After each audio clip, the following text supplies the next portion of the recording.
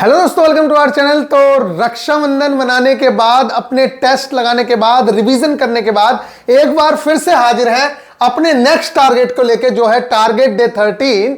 और जैसा कि आप लोगों को बताया गया था कि लगभग 20 के आसपास टारगेट्स होंगे और अब आगे के जो टारगेट्स हैं वो लगातार कम होंगे, ज्यादा नहीं होंगे। तो अगर आप में से कुछ स्टूडेंट, जैसा कि अभी ग्रुप में मैं एक पोल देख रहा था, किसी बच्चे ने करवाया कि भाई आप ओल्ड स्टूडेंट हैं, आपके टारगेट कैसे चल रहे हैं, न्यू स्टूडेंट हैं, आपके कैसे चल रहे हैं।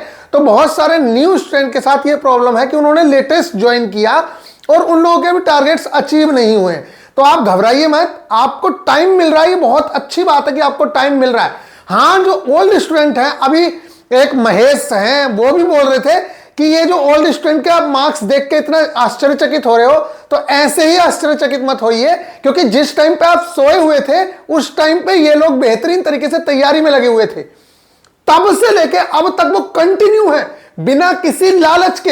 अगर उन्हें 2 बार भी बैच में एडमिशन लेना पड़ा है तो वो उन्होंने लिया है और कंटिन्यूअस अपनी प्रैक्टिस पे भी ध्यान दे रहे हैं, अपने आप में इंप्रूवमेंट कर रहे हैं। तब जाके वो 67 मार्क्स, 68 मार्क्स लेके आ रहे हैं आउट ऑफ 75।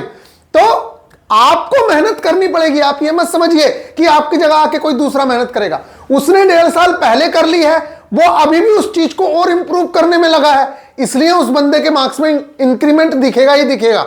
आप भी अगर आज भी ज्वाइन हुए हैं, देखिए पहली बात तो यह है कि लास्ट टाइम चल रहा है, लेकिन मैं फिर भी कह रहा हूं कि अगर आपने ये हिम्मत ली है कि मैं पेपर देना चाहता हूं, मैं तैयारी कर रहा हूं, आप तैयारी करिए। क्योंकि जिस टाइम पे ये 45 डेज का क्रैश कोर्स लॉन्च हुआ था, उस टाइम पे भी यही था कि अगस्त लास्ट में एग्जाम हो जाएगा, तो बताओ कैसे कंप्लीट करेंगे। लेकिन ये बहुत बेहतरीन तरीके से चल रहा है और हम पे भगवान की ये दया है कि जितनी बार भी हमने क्लासेस स्टार्ट की, टारगेट स्टार्ट किए, उतनी बार हम लोग उस चीज को कंप्लीट करवाते आए हैं और उन चीजों को हमने कंप्लीट करवाया है। आज मैं कोशिश करूंगा कि जो लास्ट फरवरी वाला बैच था उसका भी अपना एक लास्ट जो लेक्चर है उसका कंटेंट प्रोवाइड करा दूं। एक आध अगर वो चाहेंगे तो और दे देंगे, अदरवाइज उनका पूरी तरीके से कंप्लीट हो चुका है। उनसे मैं रिक्वेस्ट करूंगा कि आप लोग अपनी प्रैक्टिस पे ध्यान दीजिए, जितना ज्यादा प्रैक्टिस करेंगे, क्योंकि सिलेबस कंप्लीट करने के बाद जो मिक्स टाइप की प्रैक्टिस होती है उसमें मजा आता है। और जितनी ज्यादा प्रैक्टिस कर सकते हो उतनी ज्यादा प्रैक्टिस करिए। जितने ज्यादा ऑफलाइन में भी जो आपके पास सेट हैं, चाहे वो करंट पब्लिकेशन हो, किसी के भी हो, आप उन सेट्स को भी सोल्व कर सकते हैं, आपको बेहतरीन बेनिफिट उस चीज का मिलेगा। चलिए, टारगेट डे 13 पे हम लोग चल रहे हैं और आगे टारगेट्स कम होंगे, इसलिए आप घबराइए मत, पीछे के टारगेट्स को कंप्लीट करते चलिए। ये अपना कोर्स था, आप याद कर लीजिए, जिस टाइम पे आप जुड़े थे 30 दिन का कोर्स था, लेकिन अब तक कम से कम मैं मान रहा हूं 45 से 60 दिन तो होने ही वाले होंगे और आपको बहुत बेहतरीन तरीके से हम लोग ये कंप्लीट करवा रहे हैं। ठीक है, बैच लेने से क्या क्या बेनिफिट्स मिले हैं वो आप लोगों को दिख ही रहे होंगे और अभी बहुत सारी चीजें प्रोवाइड भी करानी है। ओनली 299 में ये कोर्स लॉन्च हुआ था और इससे आप लोग बेनिफिट उठा रहे हैं और निश्चित तौर से आप लोगों को उससे बहुत ज्यादा बेनिफिट मिल रहा होगा। मार्क्स में भी इंप्रूवमेंट दिख ही रहा है और जिनके नहीं दिख रहा है, जो न्यू ज्वाइन हुए हैं, उनको दिखना स्टार्ट होगा। पहले आप टारगेट्स कंप्लीट करिए, क्योंकि अगर आपने टारगेट कंप्लीट नहीं किए हैं तो निश्चित तौर से आप जो सिलेबस है एग्जाम का उसको कवर नहीं किए हुए हो, और एग्जाम का सिलेबस ही कवर नहीं होगा तो आपके मार्क्स में कैसे इंप्रूवमेंट दिखेगा। ये तो निश्चित सी बात है। आप उन बच्चों को देख के अगर डिमोटिवेट होंगे तो ये आपका भ्रम है, या आप उनके मार्क्स को देख के कोशिश कर रहे हो कि मेरे भी अभी आ जाएंगे बिना टारगेट्स को अचीव किए हुए, तो ये गलत फहमी है, क्योंकि वो लोग 2-2, 3-3 बार यही टारगेट्स को कर चुके हैं कंप्लीट। आप लोगों को लगता है कि एक ही चीज को हम कितनी बार पढ़ेंगे। अरे एक ही मंदिर में आप बार बार जाते हैं, तब जाके आपकी आस्था गहरी होती है, तब जाके आपको समझ आता है कि भगवान का और आपका क्या रिश्ता है। एक ही मंदिर आप बार बार जा रहे हैं, एक ही भगवान की आप लगातार डेली पूजा कर रहे हैं, वही धूप बत्ती और वही चिराग जलना है डेली, समझ रहे हैं ना, तभी जाके कुछ समझ आता है ना। एक ही जगह जब ध्यान लगाते हैं तभी जाके आपके ध्यान लग पाता है। ठीक इसी तरीके से जब आप एक ही जो सिलेबस है उसको आप बार बार पढ़ेंगे तब जाके आपको कुछ समझ में आना शुरू होगा। आप समझ रहे कि एक बार में सब कुछ हो जाए, तो वो तो मेरे हिसाब से इम्पॉसिबल है। तो गाइज, अपनी तैयारी को बेहतरीन करना है तो निश्चित तौर से बस लगे रहिए, बिना ये सोचे समझे कि कब एग्जाम हो रहा है, क्या हो रहा है। एग्जाम तो हो जाना चाहिए था, लेकिन क्या अगर एग्जाम हो जाता तो जो आप हैं, आपकी हालत क्या हो जाती है, समझ रहे हो आप लोग।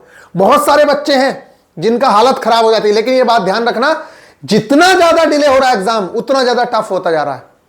आप लोग अपने आप को किसी भी चीज में पीछे मत रखना, यह बात समझ लीजिए, क्योंकि जितना ज्यादा लेट होगा उतना ज्यादा टफ होगा। मैं एक लेके आ रहा हूं मोटिवेशनल वीडियो भी, जिसमें मैं आप लोगों को ये बताऊंगा कि कितना लेट होने से कितना इंपैक्ट पड़ेगा बाकी चीजों पे, आपकी कट ऑफ पे, आपकी तैयारी पे, बहुत सारी चीजों पे उसमें बात करूंगा। फिलहाल यहां बात करते हैं स्टैटिक जीके और करंट अफेयर्स की। तो स्टैटिक जीके और करंट अफेयर्स में जैसे करंट अफेयर्स के 10 पेजेस दिए थे, मैं कोशिश करूंगा कि उसके आगे के 10 पेजेस और प्रोवाइड करवा दूं। एक तो ये करंट अफेयर्स की जो बुक है, इसे मिलने में इतनी ज्यादा दिक्कत होती है। नकली बुक तो हर जगह अवेलेबल है, लेकिन ओरिजिनल बुक मिलने में इतनी दिक्कत होती है कि मैं क्या बोलूं बस।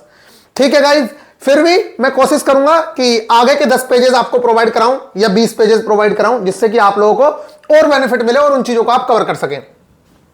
तो हमारा इसके बाद एक पार्ट और रह जाएगा, बाकी सब चीजें हमारी कवर हो चुकी हैं। गर्मपंथी और उग्रवादी चरण, ये हम लोग कवर पढ़ेंगे। पिछली बार हमने नरमपंथी वाला किया था, ये है 1905 से लेकर 1917 तक।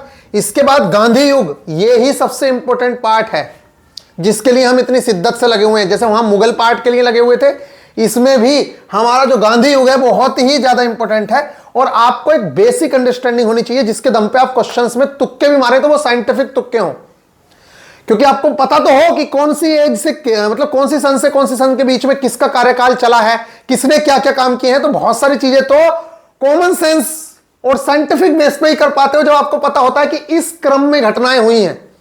पहले यूरोपियों का आगमन हुआ है, फिर उसके बाद ये हुआ है, ये हुआ है, तो इसके क्रम से ही आप बहुत सारे क्वेश्चंस कर लेते हैं और आपके माइंड पे प्रेशर नहीं आता है, क्योंकि ये इतना ज्यादा नहीं है। नेक्स्ट है राष्ट्रपति, प्रेसिडेंट वाली चीज को हम कंप्लीट करेंगे। प्रेसिडेंट, राष्ट्रपति, संघीय कार्यपालिका, यूनियन एग्जीक्यूटिव, इस चीज को हम लोग कवर करेंगे। ठीक है, ये हम लोगों का जो टारगेट चल रहा है वो स्टैटिक जीके का, क्योंकि उसी चीज पे ज्यादा फोकस है जो बदलेगी नहीं। और ये सारा का सारा काम आपको पूरी तरीके से एनटीपीसी में आने वाला है, ग्रुप डी में भी आना है। अच्छा, ग्रुप डी के स्टूडेंट बार बार कह रहे हैं कि भैया हमारा टारगेट स्टार्ट करो। मैं खुद चाह रहा था रक्षाबंधन पे आप लोगों का बैच लॉन्च करने का, कि भैया टारगेट क्लासेस आप लोगों के लिए लॉन्च कर दी जाए, लेकिन फिर वही बात आ रही है कि उतने ज्यादा स्टूडेंट एक्टिव नहीं होंगे, फिर मेरा फोकस हटता है, मुझे मजा नहीं आता है, कम स्टूडेंट रहते हैं। उसमें दिक्कत ये रहती है कि बीच बीच में स्टूडेंट आते रहते हैं, जिससे मुझे बहुत डिस्टर्बेंस होता है। तो एक बार आप लोग ही डिसाइड कर लीजिएगा कि कब से वो चीजें स्टार्ट करनी है, तो उस चीज को स्टार्ट करेंगे। वैसे मेरा मानना तो अब यही हो रहा है कि एक बार ग्रुप डी की न्यूज, बस ये न्यूज में आ जाए कि कितनी वैकेंसीज आ रही है। जैसे पहले ही आ गया था, एएलपी की भी आ गई थी पहले ही, सब चीजों की इंफॉर्मेशन पहले मिल गई थी। तो बस एक बार शॉर्ट नोटिस हो कि भैया इतनी वैकेंसीज इतनी तारीख को आ रही है, बात खत्म। उसी दिन से आप लोगों में जोश भी दिखना शुरू हो जाएगा और हमारे अंदर भी जोश दुगना हो जाता है। तो मेरा मानना यही है, बाकी आपका माने, क्योंकि अक्टूबर उन्होंने बोला है, तो आप मानिए कि सितंबर के अंदर कोई ना कोई न्यूज आ जाएगी। सितंबर 20 के आसपास तक कोई ना कोई न्यूज आ जाएगी, जिसमें वैकेंसीज किया एम्प्लॉयमेंट न्यूज में आप लोगों को कुछ चर्चा देखने को मिलेगी, क्योंकि नोटिफिकेशन अक्टूबर में आएगा, लेकिन उससे पहले कुछ ना कुछ शॉर्ट नोटिस वगैरह दे सकते हैं। तो तब से ही चीजें स्टार्ट करने की कोशिश है, नहीं तो फिर उस समय पे मेंढक जागेंगे बरसाती, आप लोगों को पता है। और उसका जो लाभ है वो टेक्नीशियन वाले स्टूडेंट और ग्रुप डी वाले स्टूडेंट पूरी तरीके से ले पाएंगे, साथ में जेई वाले स्टूडेंट का भी सोने पे सुहागा वाला काम हो जाएगा। तो आई होप कि आप लोगों को ये बात समझ आई है। बाकी आपका जैसा मन हो मुझे बताइएगा। साइंस में अगर मैं बात करूं, साइंस में क्लास 9th की जो एनसीईआरटी है उसका चैप्टर, देखिए इस बार मैंने बायो नहीं दी है, क्योंकि बायो के 2 ही चैप्टर बचे हैं और बायो डिफिकल्ट भी होती है। तो पहले जो चीजें करवा रखी है बायो में, आप उन चीजों को कंप्लीट कर लीजिए, उन चीजों को रिवाइज कर लीजिए बार बार, क्योंकि जल्दी जल्दी बायो कराने में याद नहीं हो पाती है। तो अभी तक आपने जितनी बायो की है आप उस बायो को कंप्लीट करिए। उसी के साथ हम लोग चल रहे हैं क्लास 9th की एनसीईआरटी चैप्टर नंबर 2। अब देखिए आप लोग घबराया मत करिए, जैसे अभी चैप्टर नंबर 7 था हमारा और चैप्टर नंबर 6 हम लोगों ने कवर किया। उसके अंदर जो ये मैं सिस्टम करा रहा हूं ना, ये सारे के सारे सिस्टम ही तो थे, तो आपको अब लिखने की जरूरत भी नहीं है, क्योंकि आप ये सिस्टम पहले से ही कवर कर चुके हो। तो टारगेट जो 7 वाला चैप्टर था वो तो ऑलरेडी आपका कंप्लीटेड था, बस आपको एक रीडिंग मारनी थी। उसके अंदर सारे के सारे सिस्टम ही तो दिए हुए थे जितने भी थे। तो अब हमारा क्लास 9th का एनसीईआरटी का चैप्टर नंबर 2 आ गया है। पहला चैप्टर आप लोगों ने कंप्लीट किया। इस बार हम क्या करने वाले हैं, क्या हमारे आसपास के पदार्थ शुद्ध हैं, is matter around us pure. ये जो चैप्टर है, इस चैप्टर को हम बहुत ही बेहतरीन तरीके से कवर करेंगे, क्योंकि केमिस्ट्री का बहुत ही इंपॉर्टेंट रोल है। इसलिए बायो के तो ओनली 2 चैप्टर्स बचे हैं, उसको तो हम निपटा ही लेंगे, कभी भी उसकी टेंशन मत लीजिए, अगले टारगेट्स में निपटा लेंगे जब मुझे दिखेगा। अभी क्या है कि केमिस्ट्री पे भी थोड़ा सा और ज्यादा ध्यान फोकस कर रहे हैं, क्योंकि हो सकता है कि अगले कुछ दिनों में डेट वेट की अनाउंसमेंट हो, तो हम कोशिश कर रहे हैं कि पहले आपकी केमिस्ट्री निपटा लें। तो एक चैप्टर तो हमें ये करना है, जहां हम बायो का आधा चैप्टर करते थे ठीक इसी तरीके से हम इसका आधा चैप्टर और करेंगे, परमाणु एवं अणु का। तो 2 घंटे का लेक्चर ऊपर वाले चैप्टर का और 1 घंटे का इसका, यानी कि इस बार हम 3 घंटे ही पढ़ेंगे सिर्फ ये वाली चीजें। इसके साथ साथ स्केलेटन सिस्टम जो ये है कंकाल तंत्र, ये हम पढ़ेंगे और आपको कुछ नहीं करना है, सिर्फ इतना सा करना है। तो टारगेट इस बार का कम रखा गया है इसीलिए कि आपको बहुत दिन में जो टारगेट है वो कम दे रहे हैं। उसके पीछे रीजन ये है कि आप लोग थोड़ा सा घबरा जाते हैं ज्यादा टारगेट को देखते हुए, और अभी रक्षाबंधन भी बीता है और पिछला टारगेट अपने ज्यादा टाइम में कंप्लीट किया है, जिसके चलते आपकी आदत थोड़ी ऐसी हो गई होगी कि मन नहीं करेगा पढ़ने के लिए, तो ज्यादा टारगेट दे देंगे तो छूट जाएगा। लेकिन इस वजह से भी थोड़ा सा कम दिया है क्योंकि ये जो चैप्टर है हमारा, ये बहुत ही ज्यादा इंपॉर्टेंट चैप्टर है और अगले 3 दिन में हमें ये चैप्टर निपटाना है। मेंसुरेशन, उसके अंदर हम एरिया भी कवर करेंगे और वॉल्यूम भी कवर करेंगे। ये पूरा का पूरा कंप्लीट चैप्टर हम लोगों को निपटाना है। तो जब हमारा पीछे का टारगेट कम होगा विज्ञान वाला, तभी हम इन चीजों को कवर कर पाएंगे। तो इसको आप कवर करिएगा, बहुत ही बेहतरीन लेवल का ये चैप्टर है। इसका अपने आप में कम से कम मैं बता रहा हूं 3 से 4 नंबर का वेटेज रहता है। 1-2 क्वेश्चन तो आपको पैरेललोग्राम और यही सब चीजों से मिल जाते हैं 2D वाले से, चाहे वो आयत से रिलेटेड हो, वर्ग से रिलेटेड हो, और 1-2 क्वेश्चन आपको 3D वाले से मिलते हैं। तो आप 3D में तो बहुत सारी चीजें पूछ लेता है वो, कई बार प्रिज्म से भी क्वेश्चन पूछ लेता है, ठीक है। तो ये सारी की सारी चीजें हम लोग कंप्लीट करेंगे। तो पहले आप इसका बेसिक बहुत अच्छे से कवर कर लीजिएगा। देखिए, चीजों को याद करना आसान हो जाता है जब आपका कॉन्सेप्ट क्लियर हो जाता है। अगर किसी टीचर ने आपको सिर्फ यह बता दिया कि देखो जितनी भी 2 डायमेंशंस होती हैं, 2 डायमेंशंस एरिया से रिलेटेड बातें होंगी और 3 डायमेंशंस में वॉल्यूम की बातें होंगी, और बस वो एक बार आपको बता दे, समझा दे कि सर्कमफ्रेंस का मतलब क्या होता है, परिधि का मतलब क्या होता है। आयत, परिधि और परिमाप दोनों एक ही चीजें होती हैं, ठीक है। मतलब बस यही तो है। जैसे अब देखो, वो समझाने वाले के ऊपर है कि वो किस तरीके से आपको समझाता है। मैं कोशिश करूंगा कि बेस्ट से बेस्ट लेक्चर आपके पास प्रोवाइड कराते हैं। अब जैसे देखिए, यही चीज है, ये स्क्वायर है। अभी आप इसे क्या देख रहे हैं, ये 2D इमेज है, ये भी 2D इमेज है, यही तो चीजें हैं।